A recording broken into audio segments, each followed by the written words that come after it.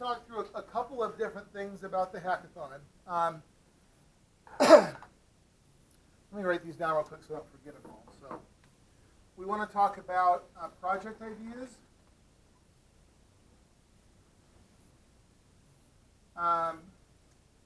team organization. You want to talk about planning your hack, and talk about winning. These are the four topics I want to cover here real quick. Project ideas.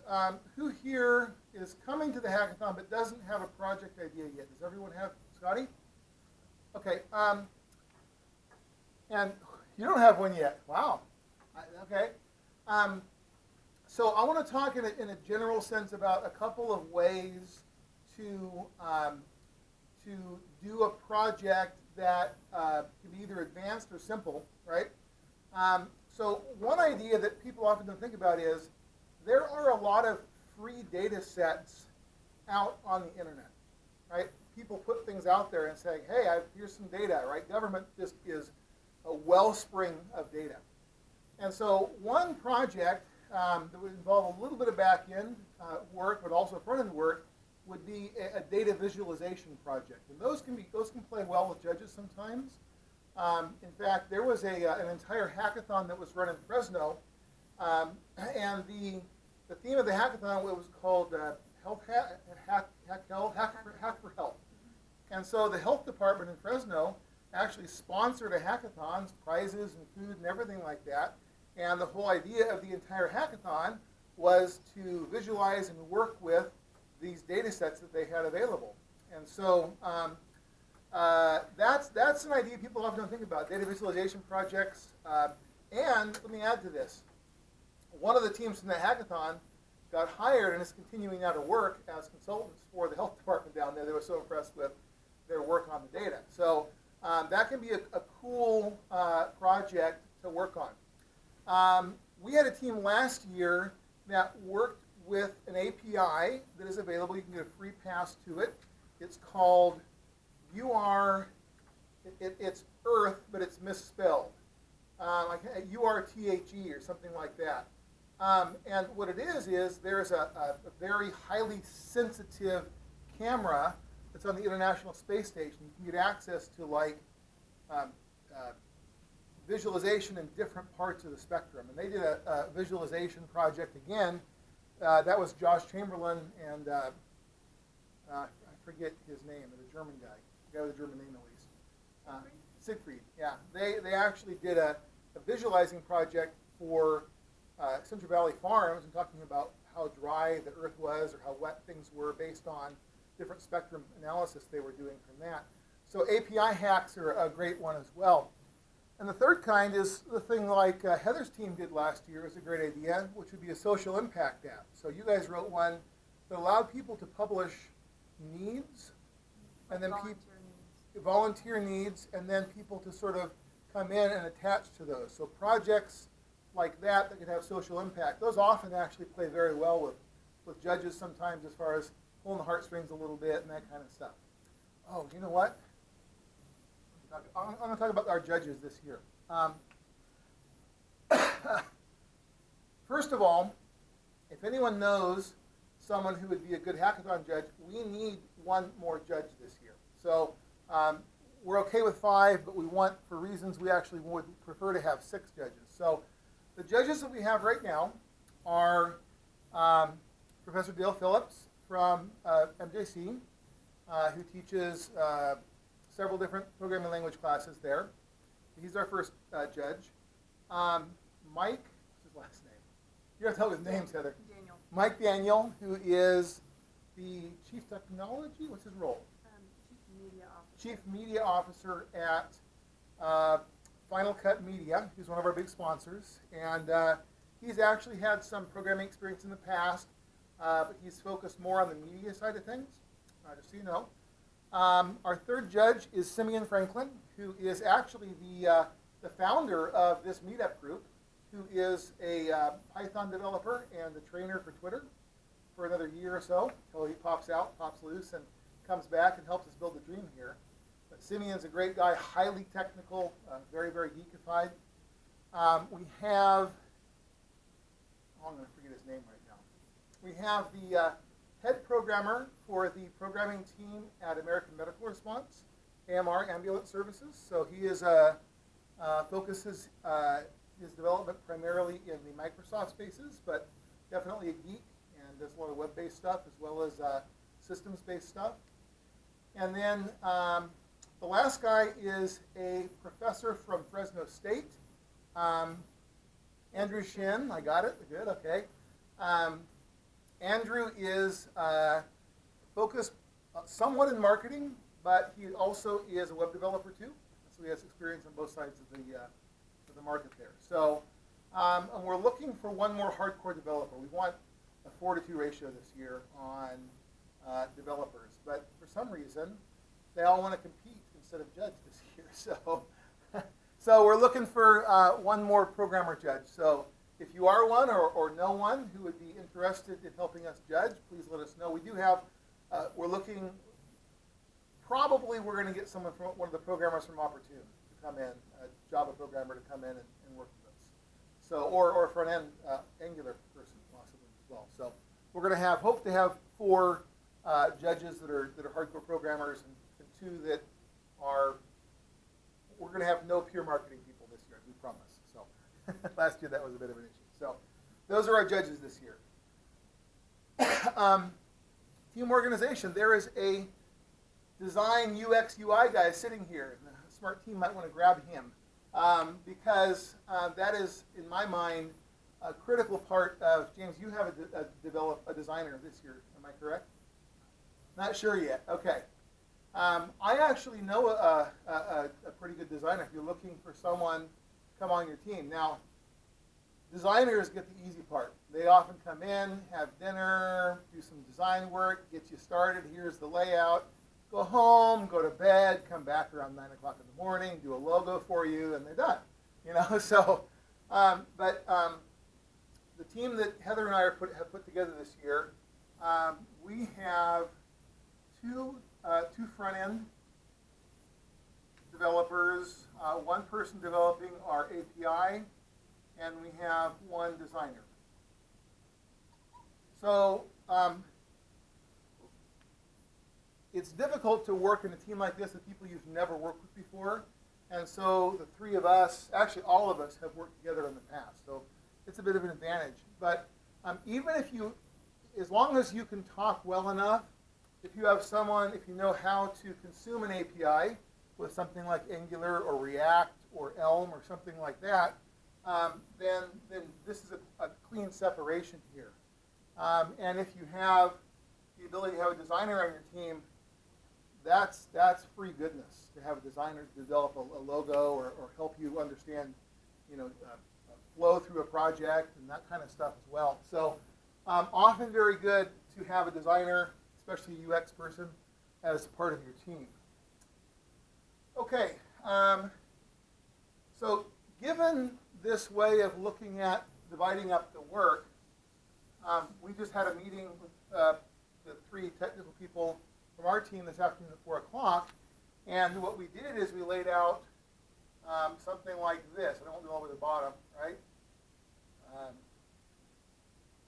We did approximately 3-hour breakdowns, and then we did, Maria, Heather, Nathan, Sally, and then we simply laid out what each person would supposedly, if we stay on schedule, be doing during each 3-hour segment. So we think that we have a tight enough project. Now, one of the dangers of the hackathon is thinking that you're going to conquer the whole world in 24 hours with 2, 3, or 4 people, or 1 person.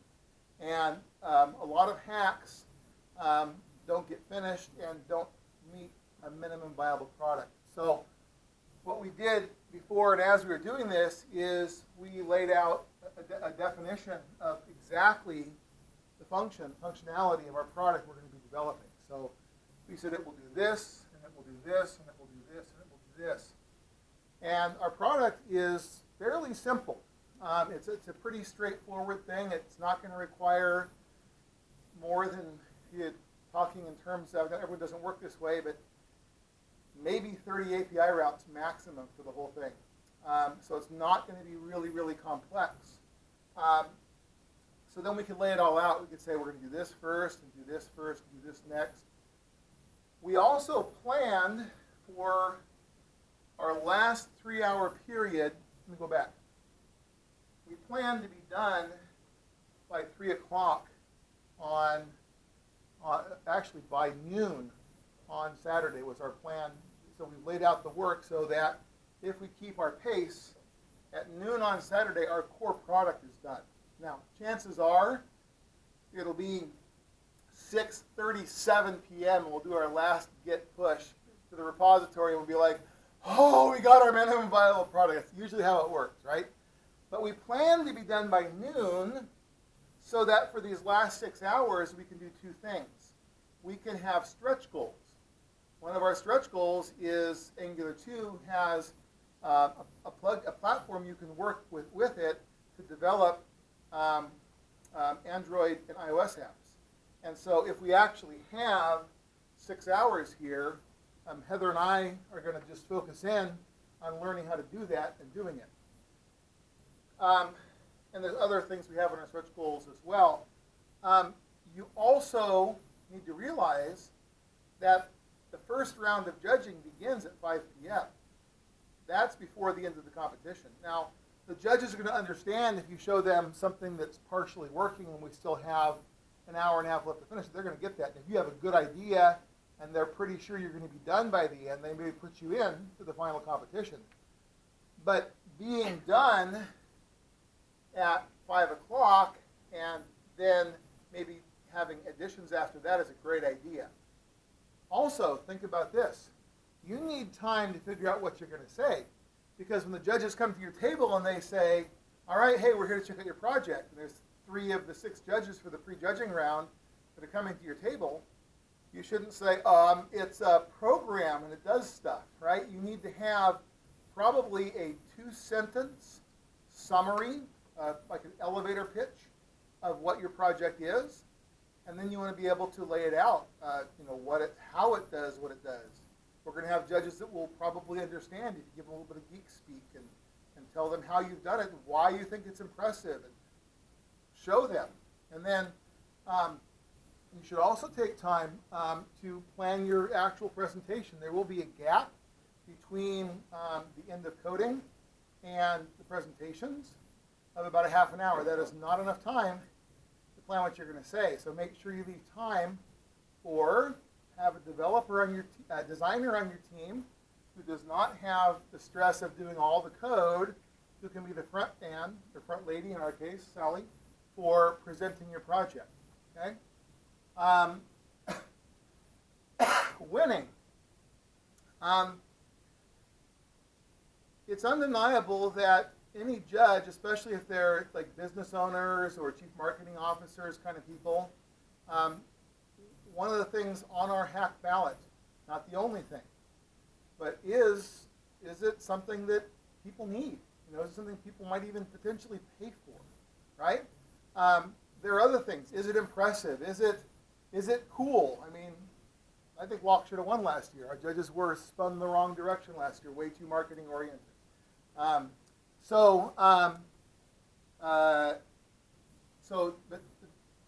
Don't be afraid to sell what you've done and how it's impressive. Don't tell the judges what you didn't get done. If you're going to go up and present in front of the panel of judges, they need to be under the impression this is exactly what you intended to do. You didn't have to change anything or stub anything out. Don't talk about those things. You want to talk in a positive manner, like, hey, look how great our project is, and in fact, it's going to change the world. I mean, babies are going to be fed because a mom who couldn't get to the store can put this thing in here, and then someone can say, I'll go get milk for you, and right? And you want to sell this, whatever your strong points are. Make sure that you're letting people know, that this is amazing and why it's amazing, right? I don't think Heather mentioned this, but we're going to have prizes for first through 8th place, but one of those 8 teams will also win an additional prize I think we're setting aside, well, it's going to be cash. It's going to be a good chunk of cash, several $100s for sure. For the team that wins the Participant's Choice Award, we actually coded in the website where if you're a participant in the hackathon, you can go on the website and we'll tell you how to get there. And you'll have a list of all the 8 teams. You'll have a slider. You can rate each team as they go up and present. You can't rate yourself because I'll give ourselves 10s. But you can rate everybody else, and everyone who's hacked can rate everyone else as well from a 1 to a 10.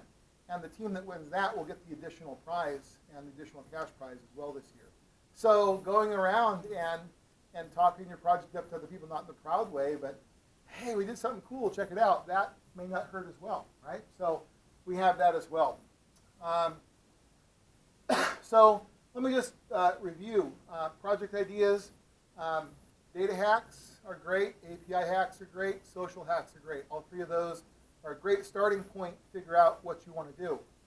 Our judges, we've spun them definitely more technical this time, and we want to have a 2/3 technical programmer mentality on the board.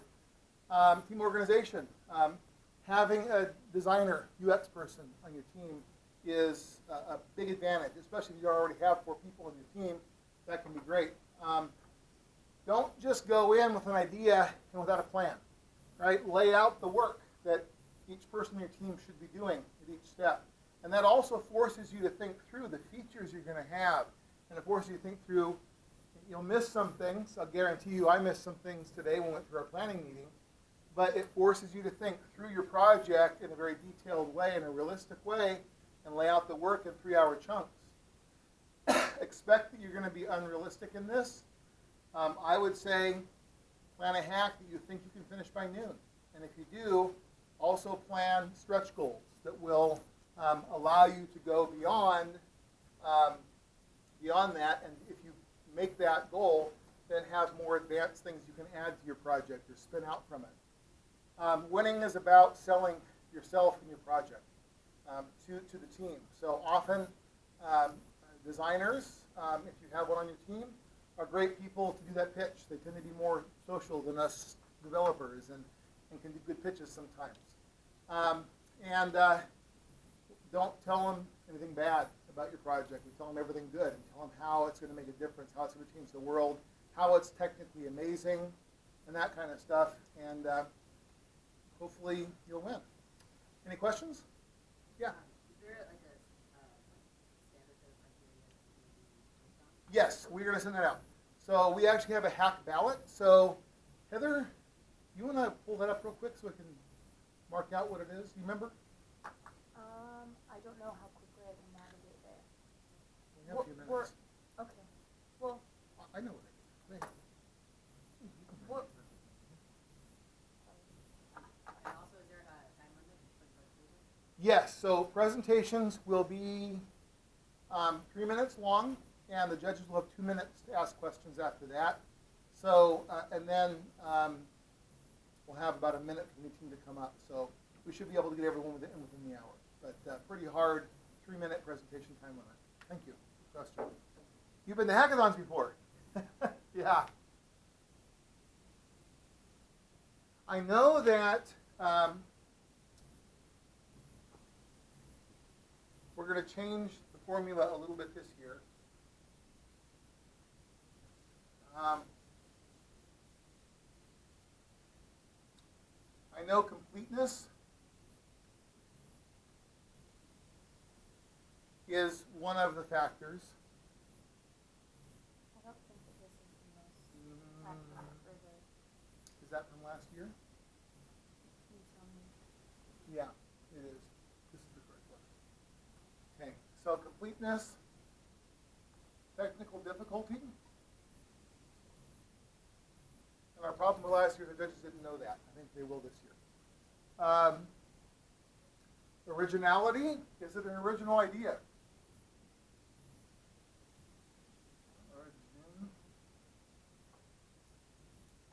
I misspelled that, sorry. And then what we call your awesomeness. So this is where something like it has business legs, or it's beautiful, or What else do we have in there? Let's see here. Is it beautiful? Does it create a valid business? Did your jaw drop? Did you laugh? Do you wish it was your idea? Was it your favorite? Do you think that this team should win? So we're going to give the judges some latitude. Don't quote me on this because we are not done yet. But more than likely, judges will assign up to 20 points, up to 20 points, 20 points, and 40 points. We're going to give them some latitude there. So with a obviously maximum of 100-point score for the hack. So that's how we're doing it this year. We think we have yet to have that finalize that discussion, but we're going to email it out as soon as we have it done. Yep. So, and it'll also go on the website. So there's a resources page on the website under media, I think. We have our videos. Have you guys seen the videos yet? Yeah. So some fun videos this year. We're going to have some more great ones as well. So, and you guys will all be starring in them hopefully. So it'll be a lot of fun. So, yeah. Any other questions? Yeah. So like technical difficulties, let's say I were to find a team and I'm just a solo Yep. player. If I were to, let's say, present in the app, just a prototype using or whatever. Sure. Is that is it possible to participate without having or being on a team with? With actual coders. Yeah. Yeah. So one of the rules is you have to actually write code in the project.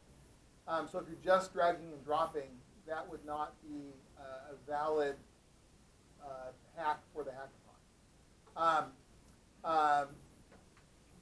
But yeah. So yeah. So like it wouldn't be a valid hack, or like let's say for example like for that part it would likely not get any points. Yeah. Well. But you could still participate. Our rules say significant part of the project has to be in code.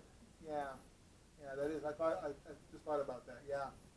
So our rules currently do say that you have to actually code in the project. So yeah.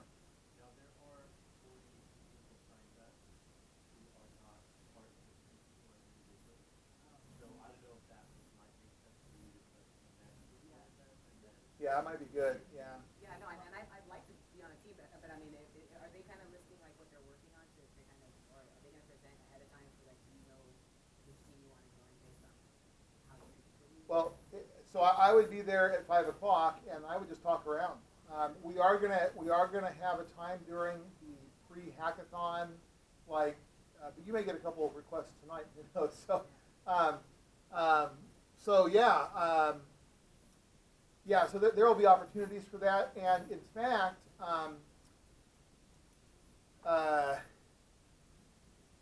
send me an email, and we can send it out to everybody and see who's looking for a designer. If you don't get a team already, right? So I did one in Alameda County that sounds similar to one that you're talking about in Fresno. yeah. And what they did is that people that had an idea and didn't have a team or maybe wanted to advocate other teams, they gave them like 1 quick minute to give this Yeah. elevator pitch, and then after you kind of heard what everybody's working on, then you just go and say, hey. I'd love to jump on that. Yeah, we did that last year. I'm sure we'll do it this year. But there are advantages to being able to have a team meeting before the event. Start some design work because you can bring hand sketches, to the event. You can actually start sketching out UI before you come. So I plan on getting Sally in the office this next week to do that for us, so we can start laying stuff out. So So you could do like research and all this stuff beforehand. The only thing you can't do is you can't code. Yeah, you can't code. No HTML, no CSS, no actual designs. You can't do anything in like in drawing program, Sketch, or AI. Yeah. So yeah. Cool. All right. Well. Yeah. If you're new to this, one thing to probably keep in mind is make sure you prioritize and like the things that aren't reflected that are just kind of assumptions. Like for example, being able to log in your app.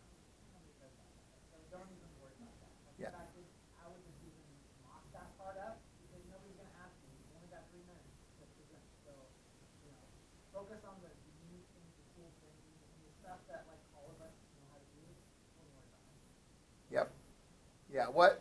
So exactly. So the judges may ask a question, And if they find out you can't log in, you may get a ding on completeness, but that's up to them to figure it out. You're not going to tell them you can't log in. And guess what? You're gonna have a hard time filling 3 minutes. They're Yeah. probably not gonna ask you that question. No, they're probably not going to ask. If your hack is interesting, they're going to ask about your hack, right? Not what's not there. So I agree.